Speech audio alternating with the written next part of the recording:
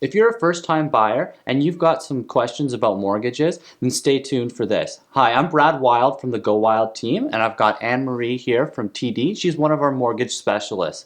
And today we're just going to be going over some questions that a lot of first-time buyers have about mortgages. So the first one I wanted to ask you was, what is the quickest and best way for someone to find out what they can afford? Best way, Brad, would be for them to reach out to their financial institutions, mortgage brokers, to get a pre-approval in place. Yeah. Questions will be asked of them regarding their income, their employment, to come up with a figure. So are there some specific ratios then that you guys go by to determine how much someone can afford? For sure. The banks and mortgage brokers look for what we call debt servicing ratios. TDS is, in other words, total debt servicing ratio. What that includes is principal, interest, taxes, and heat. Okay. GDS, gross debt servicing ratio, includes principal, interest, taxes, heat, and all your outside debt, whether you utilize it or not. And so do they have to qualify for both of those ratios to get like the amount, or how does it work? Or is it just does one overrule the other? How does it? No, so correct in the sense that they have to qualify under a certain percentage in order to obtain financing. 33.3% is the maximum total debt servicing ratio. Okay. 44.4% is the total gross debt servicing ratio. So basically like 44% of all of your income then. Okay. Correct. Okay, very interesting.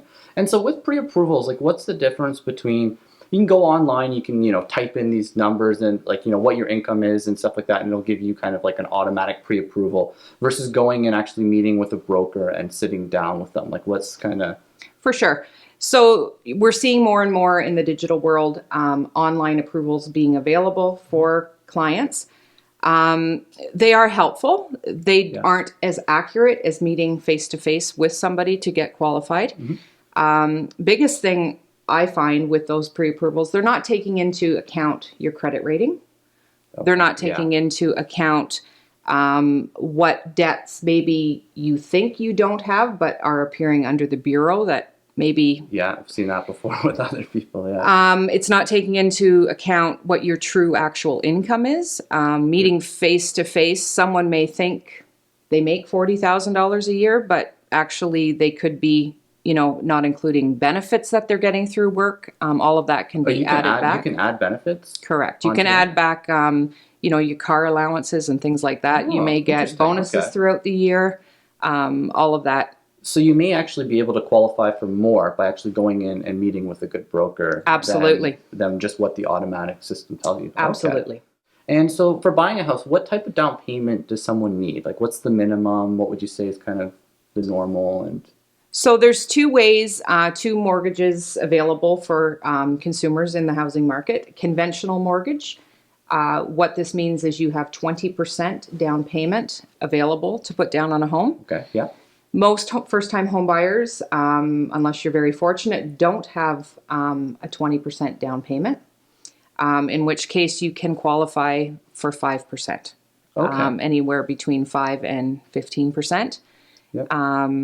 It's a different type of mortgage. It's called a high-ratio mortgage. And then you have to pay an insurance premium on that. Correct, through the Canadian Mortgage and Housing Corporation. Okay, and how does that premium work then? Is it, do they pay it up front? Does it get, like, how does...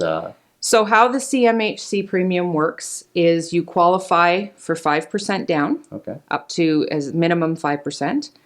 The CMHC premium is then added to your mortgage on funding. So essentially, you're putting 5% down, but adding 4.5% down at closing. Oh, okay. All right. So you're not paying it up front, just gets tacked onto your mortgage. So it'll be an extra, like, that's correct. 15 or whatever dollars a month. So we qualify you for the price of the home with the CMHC premium added back. Oh, okay. Very interesting. Is there any difference between there's a couple different mortgage lending insurance companies, right? So there's CMHC, Genworth. Genworth. Yes, those are the two. Okay. Yeah, virtually they are the same. Okay. Okay. Yeah, depending on who you go to for your mortgage will depend on who you pick. Right. Okay. So are there any incentives for first-time buyers or different things they can take advantage of when they're buying their first home?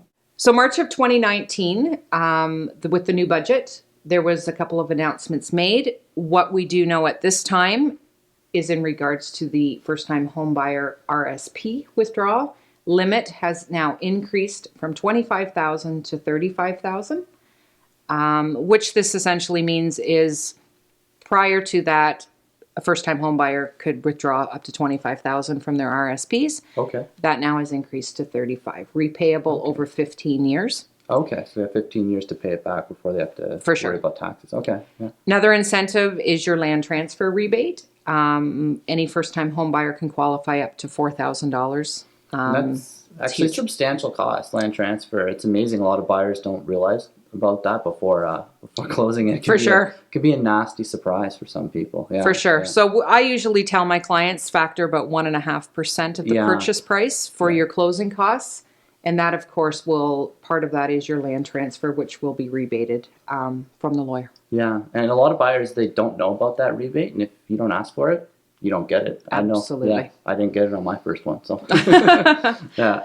Another incentive that has recently been announced in March of 2019 is the loan that is going to be available for first-time homebuyers. 5% for resale homes and 10% for new builds. My advice along that line would be to speak to your mortgage professional to get more details exactly on that. Pretty complicated. So, yeah. Yes. So now, like with first-time buyers, what we're seeing with housing prices, it's getting harder and harder for them to qualify. And with the new mortgage rules, are there any creative things that people can do to help them qualify for a home right now? Yes, you're absolutely correct. It's a very challenging time for first-time home buyers. There are creative ways. We're finding in the industry, a lot of first-time home buyers are needing to have a co-signer, parent. Does it have to be a family member for a co-signer, or how does that work? It doesn't. No? Okay. It can be, anyone that's. We recommend family, especially if you're using the high ratio mortgage through CMHC. They usually, that is a requirement. They have to be, it just can't be your neighbor down the street. Yeah. Another creative way is, of course, gift letters. If you're fortunate enough to have someone in the family who would like to gift funds towards the purchase of your first home, the banks require a signing of a gift letter which verifies the funds on deposit. And that's just proving that it's actually a gift and not another loan. Correct. It has to be a gift, a true gift, in the sense that it is not to be repaid. Okay. Another creative way would be to, if you're self-employed, business for self, incorporated, there are ways to increase your income through add backs that you're declaring on your T1 generals. So what would like an add back be? So an add back would be your vehicle expense, capital cost allowance, and business use of home office. So one other thing, so once someone does have a pre-approval, before they actually go and buy a house or before they close on a house, what are some things that, maybe they shouldn't do or they should watch out for? We see this time and time again. You certainly need to know the difference between a pre-qualified and a pre-approval. Pre-qualified simply means, like we said previously, what's a quick way to figure out what you can afford. Okay. That would be something that's pre-qualified. A pre-approval is actually, we have obtained your income. We've gone through your credit rating. We know what kind of a buyer you are. Okay, so it's a lot more solid. It's more solid. A pre-approval certainly is more solid than a pre-qualification.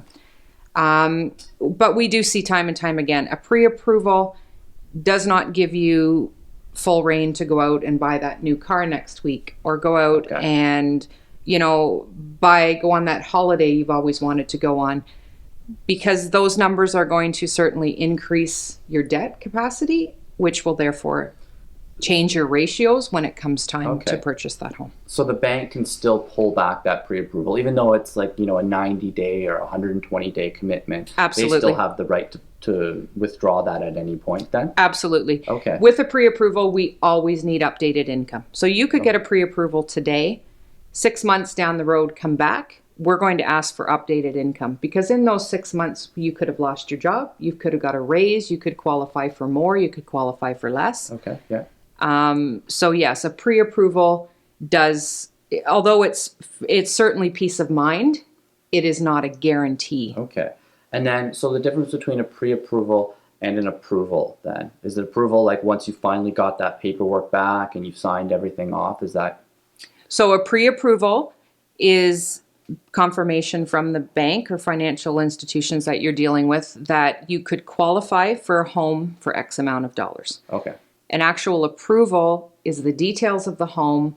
We know when the closing date is, we know the price of that home, and that would be a firm approval. And that's when it's done. Is there any way that the bank can pull back, like before closing, after you've gotten approval or a lender? Once the approval is concrete, we now know where your down payment is coming from. That is all verified ahead of time. So not very often do we ever see a bank pull back on an approval, because we are not going to give you a firm approval until all the conditions are met. Okay.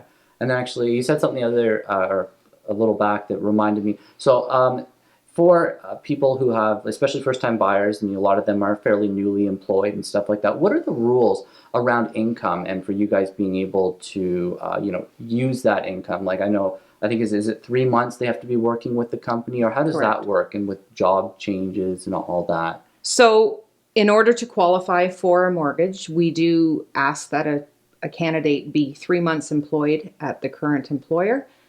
We will ask for verification of that in the form of a letter of employment stating that you are no longer on probation, Okay. and that your job is permanent. Okay, so even like for someone who's on like a temporary contract, like with, for example, a lot of teachers and stuff like that, they get like a 1-year contract with with the school or whatever. So during that period, or do they have trouble qualifying usually, or? We don't find with contracts it's too difficult. Okay. We will ask just for a letter from the employer stating that that candidate. Okay. And if it makes sense, usually everything has a story, and if that story makes sense. So it is kind of on a per scenario basis. Absolutely. Still. Okay.